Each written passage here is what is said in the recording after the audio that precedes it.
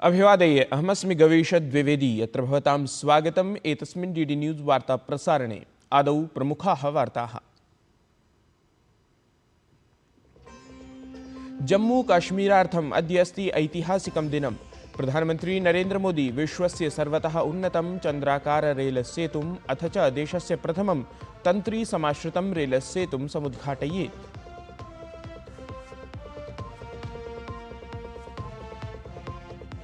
प्रधानमंत्री मोदी श्रीनगर कटरा इत्येतस्मिन् रेलमार्गाय वंदे भारत इत्याख्याय रेलयानाय प्रदर्शयेत् हरितध्वजाम्। 46 सहस्रकोट्यधिकरूप्यकाणां विकासपरियोजनानां शुभारम्भः अपि अद्य एव।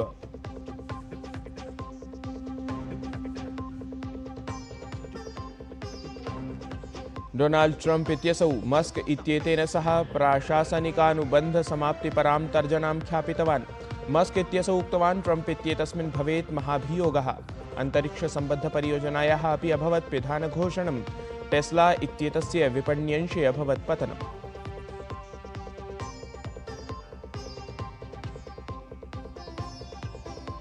जर्मनी देशे अधुना पाकिस्तानस्य वास्तविकं स्वरूपं ख्यापयेत् रविशंकर प्रसादस्य नेतृत्वयुतं भारतीयं शिष्टमण्डलं। तत्रैव शशि थरूरस्य नेतृत्वयुतं प्रतिनिधिमण्डलं संयुक्तराज्य अमेरिका देशस्य उपराष्ट्रपतिना सह आतङ्कवादविषयिणीं कृतवान् चर्चाम्।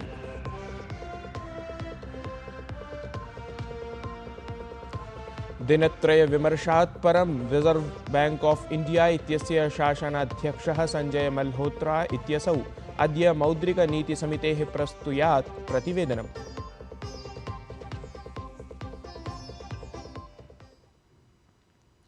वर्षदशकद्वयस्य अनन्तरं जम्मूकश्मीरस्य वासिनः अद्य चिनाब सेतुं समाप्नुयुः। प्रधानमन्त्री नरेन्द्र मोदी अद्य नवनिर्मितं चिनाब सेतुम् एतम् उद्घाटयेत्। चिनाब रेलमार्गगतः सेतुः आभियान्त्रिक्याः अनुपमम् उदाहरणमस्ति। विभिन्नपक्षेभ्यः अयम् अतिविशिष्टः च कथ्यमानः अस्ति। विश्वस्य सर्वतः ऊर्ध्वस्थितः रेलमार्गगतः सेतुः चिनाबनद्याम् 69,300 मीटर मितः उन्नतः निर्मितः अस्ति।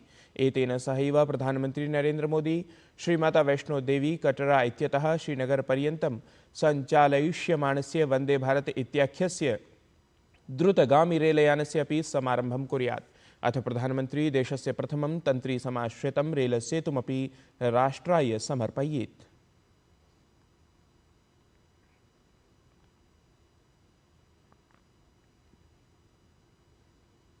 ऐषमः विश्व पर्यावरण प्रदर्शिन्याः अद्य अन्तिमं दिनमस्ति। जून मासस्य 4 दिनाङ्कात् समारब्धा एषा प्रदर्शिनी अद्य पर्यन्तम् अर्थात् 6 दिनाङ्कं यावत् ग्रेटर नोएडा स्थिते इंडिया एक्सपो सेंटर इत्याख्ये केन्द्रे आयोज्यमानमस्ति।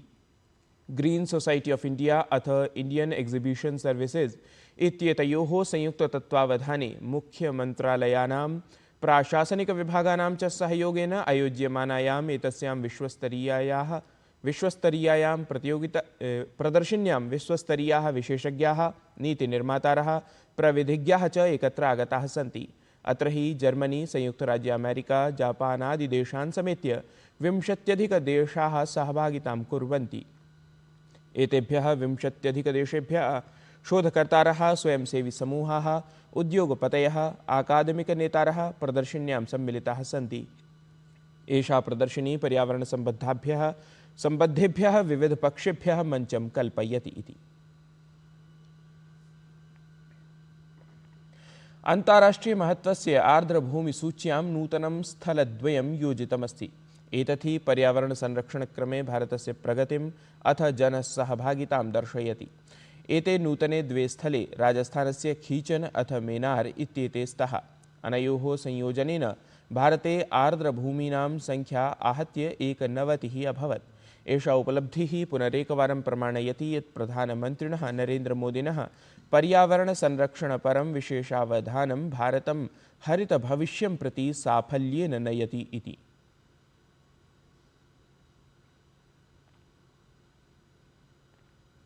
प्रधानमन्त्रिणः नरेन्द्रमोदिनः प्रधानसचिवः प्रमोद कुमार मिश्रः जिनेवा इत्यत्र G20 DRR इत्येतस्य कार्यसमूहस्य विशिष्टे सम्मेलने प्रतिभागं कृतवान्। अत्र अवसरे तेन आपत्सज्जतायाः नमनीयनिर्माणस्य च विषये भारतस्य क्रियान्वितः दृष्टिकोणः सम्प्रकाशितः।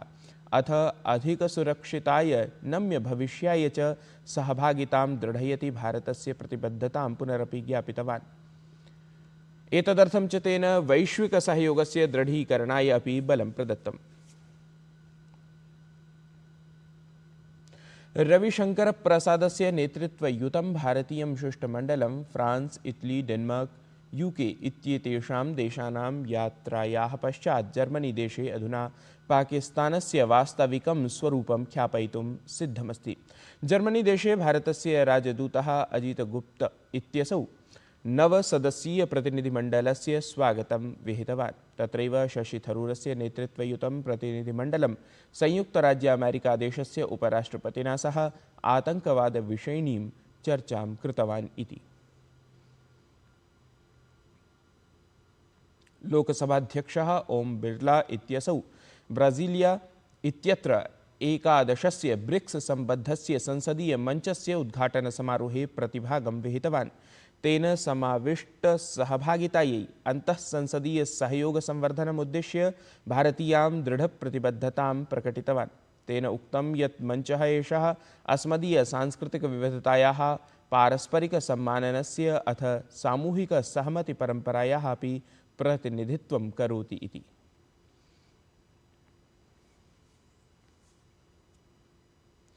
केन्द्रीय संचारमंत्री ज्योतिरादित्य सिंधिया इत्यसौ कांग्रेस दलीय नेतुः राहुल गान्धेः पदेन खञ्जः अश्वः इत्येतेन सम्बद्धं वक्तव्यमुद्दिश्य स्वीयः रोषः प्रकटितः अस्ति।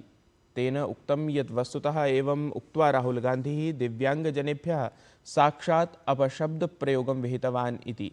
सिंधिया इत्येतेन उक्तं यत् प्रधानमन्त्री पूर्वत्र एव विकलाङ्गजनशब्दस्थाने दिव्यांगजनशब्दं ख्यापितवान् अस्ति, परं तं शब्दमाश्रित्य राहुल गान्धी अपशब्दप्रयोगं कुर्वन् अस्ति इति। प्रधानमंत्री जी ने जो हमारे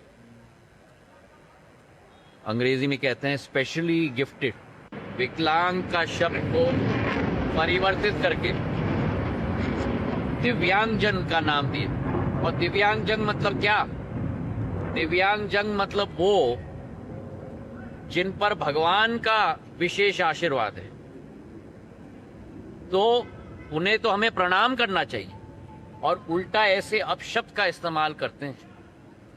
अब किस हद तक ऐसे लोग जाएंगे उसकी कल्पना भी आप और हम नहीं कर सकते। राष्ट्रीय स्वयंसेवक संघस्य प्रमुखः मोहन भागवतः नागपुरे कार्यक्रमम् एकं सम्बोधयन् प्रतिपादितवान् यत् पहलगाम क्षेत्रे आतङ्क्याक्रमणात् परम् अपराधाः दण्डिताः स्युः इत्येतत् सर्वेभ्यः इष्टमासीत्। एतदनुगुणं कार्यमपि जातं। समग्रतः अत्र सैन्यगतायाः क्षमतायाः वीरतायाः च निदर्शनं जातम् इति। पहलगाम में जो हमला हुआ, नृशंस हमला हुआ, और हमारे नागरिकों को हमारे देश के अंदर आकर आतंकवादियों के द्वारा मारा गया,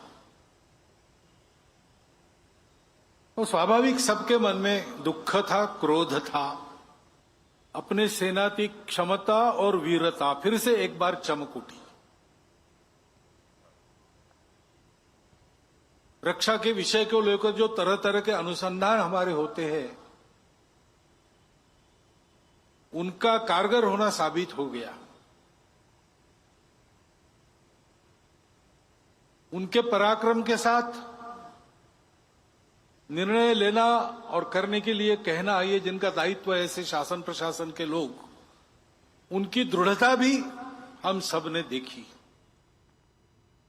पाकिस्ताने वित्तीय स्थिति परिष्करणम् अभिलक्ष्य एशियन डेवलपमेंट बैंक इत्येतेन प्रथितेन कोषेण प्रदीयमानस्य $80 सम्मितस्य अनुदानानुमोदनस्य विषये भारतपक्षतः दृढा आपत्तिः ख्यापिता अस्ति।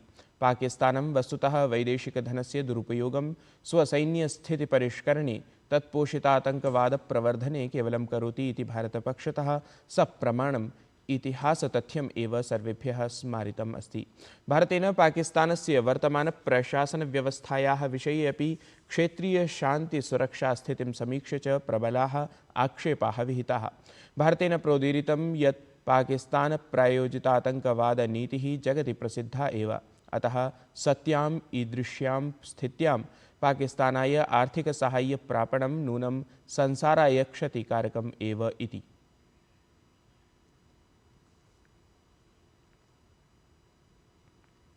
भारतीयार्थव्यवस्थायाः सुदृढस्थितिः साम्प्रतं देशे प्रभूतप्रत्यक्षवैदेशिकनिवेशस्य सम्भावनां संवर्धयति। जगति सर्वतः द्रुतगत्या संवर्धमाना भारतीया अर्थव्यवस्था गते वित्तवर्षे साम्प्रतं यावत् भारतागतकीर्त्यङ्कनुगुणं सर्वतः अधिकं प्रत्यक्षवैदेशिकं निवेशं प्राप्नोत्। भारतं गते वित्तवर्षे $81 सम्मितराशिरूपम् अपि प्रत्यक्षवैदेशिकनिवेशम् अतिक्रान्तवत्। एतस्याः शताब्द्याः त्रयोविंशे चतुर्विंशे च वित्ताब्दे भारतेन एतदपेक्षया प्रतिशतं 14 सम्मितः एव प्रत्यक्षवैदेशिकनिवेशः अवाप्तः आसीत्। साकल्येन यदि पश्यामः तर्हि एतत् ज्ञातव्यं यत् गत 25 वर्षेषु प्रत्यक्षवैदेशिकनिवेशः $270,000 मितः अस्ति, यस्य प्रतिशतं 70 मितः भागः तु भारतेन गतेषु 11 वर्षेषु एव समर्जितः अस्ति इति। डोनाल्ड ट्रम्प इत्यसौ मस्क इत्येतेन सह प्राशासनिकानुबन्धसमाप्तिपरां तर्जनां ख्यापितवान् अस्ति। मस्क इत्यसौ उक्तवान् यत् ट्रम्प इत्येतस्मिन् महाभियोगः भवेत्। एतेन सहैव ध्यातव्यमस्ति यत् अन्तरिक्षसम्बद्धपरियोजनायाः अपि पिधानघोषणं ट्रम्प प्रशासनेन विहितमस्ति। एतद्घोषणानुगुणं टेस्ला इत्येतस्य समवायस्य अपि विपण्यंशे पतनं जातमस्ति।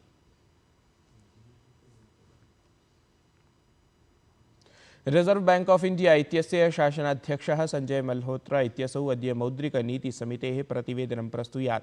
फेब्रुवरी एप्रिल इत्येतयोः मासयोः इव एतस्मिन् क्रमे अपि निक्षेपमित्याम् अपचितेः सम्भावना प्रकट्यमाना अस्ति। ध्यातव्यमस्ति यत् सम्प्रति निक्षेपमितिः प्रतिशतं षण्मिता अस्ति इति।